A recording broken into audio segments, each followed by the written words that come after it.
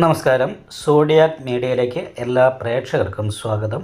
തിരുവാതിര നക്ഷത്രക്കാരുടെ 2025 ഏപ്രിൽ മാസത്തെ നക്ഷത്രഫലം എന്താണ് എന്ന് പരിശോധിച്ച് നോക്കാം. തിരുവാതിര നക്ഷത്രക്കാരെ സംബന്ധിച്ചിടത്തോളം മിഥുനക്കൂറാണ്. മിഥുനക്കൂറുകാർക്ക് 12-ൽ വ്യാഴം സഞ്ചരിക്കുന്ന സമയമാണ്. ലഗ്നാൽ 10-ാം ഭാവത്തിൽ ബുധശുക്ര യോഗമുണ്ട്. അപ്പോൾ അവിടെ ലഗ്നാധിപതിക്ക് നീചാവസ്ഥയും നീചഭഗ്ന ചക്രവർത്തി യോഗവും വന്നിട്ടുണ്ട്.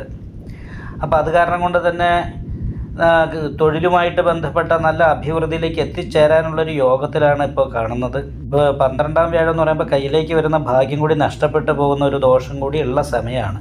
അപ്പോൾ ദൈവാധീനം വർദ്ധിപ്പിക്കാനായിട്ട് വിഷ്ണു ക്ഷേത്ര നെയ്വിളക്ക്, ഭാഗ്യസുക്താർച്ചന മുതലായിട്ടുള്ള കാര്യങ്ങളൊക്കെ ചെയ്തിട്ട് നന്നായിട്ട് പ്രാർത്ഥിക്കണം. ബുധശുക്ര യോഗം മാളവയോഗമാണ്. അപ്പോൾ മാളവയോഗം കൂടി ഉള്ളത് കാരണം കൊണ്ട് നല്ല ഭക്ഷണം, വസ്ത്രം, യാത്രാസുഖം, ഇങ്ങനെയുള്ള മനസ്സിന് സന്തോഷം തരുന്ന രീതിയിൽ കാര്യങ്ങളൊക്കെ ഭംഗിയായിട്ട് മുന്നോട്ട് പോകാനായിട്ടുള്ള യോഗമുണ്ട്. എങ്കിൽ പോലും ഇടയ്ക്കിടയ്ക്ക് ഈ പറഞ്ഞ കാര്യങ്ങൾക്കൊക്കെ മുടക്കവും വരും. കാരണം എന്ന് വെച്ചാൽ അമൃതവർഷ ഖണ്ഡകാരകനായിരിക്കുന്ന രാഹുവിൻ്റെയും ഖണ്ഡകാരകനായിരിക്കുന്ന കേതുവിൻ്റെ ഒരു യോഗം ഈ പറയുന്ന ഗുണങ്ങൾക്കൊരു ബ്ലോക്കായിട്ട് അവിടെ നിൽക്കുന്നുണ്ട്, ഒരു ബന്ധനദോഷം എന്ന് പറയുന്ന രീതിയിൽ. 4-ാം ഭാവത്തിൽ ഘടകാരകനായിരിക്കുന്ന കേതുവാണ് നിൽക്കുക. അപ്പോൾ വീട്ടിൽ നിൽക്കുമ്പോൾ വിപരീത സ്വഭാവം, സന്തോഷിച്ചിരിക്കുമ്പോൾ പെട്ടെന്ന് ടെൻഷൻ ഉണ്ടാകുക, വീട് വിട്ട് നിൽക്കാനിട വരിക.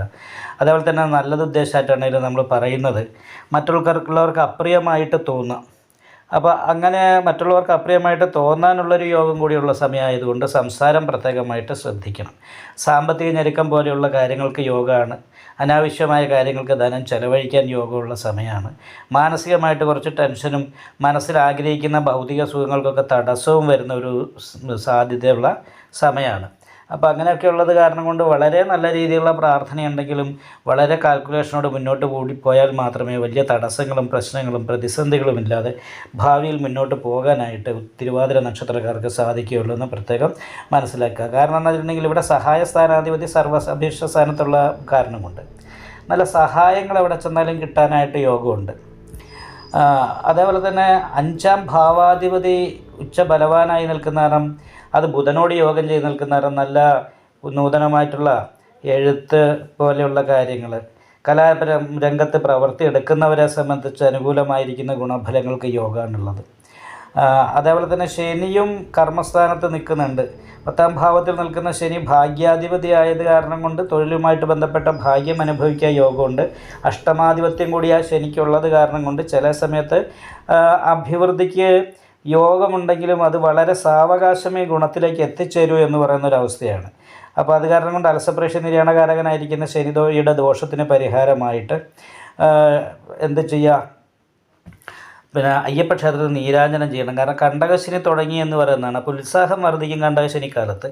പക്ഷേ അതിനനുസരിച്ച് നമുക്ക് പ്രതിഫലം ചെയ്യുന്ന പ്രവൃത്തിക്ക് കിട്ടുന്ന കാര്യത്തിൽ എത്തുമ്പോഴാണ് അതിന് തടസ്സം ഉണ്ടാകുന്നത്.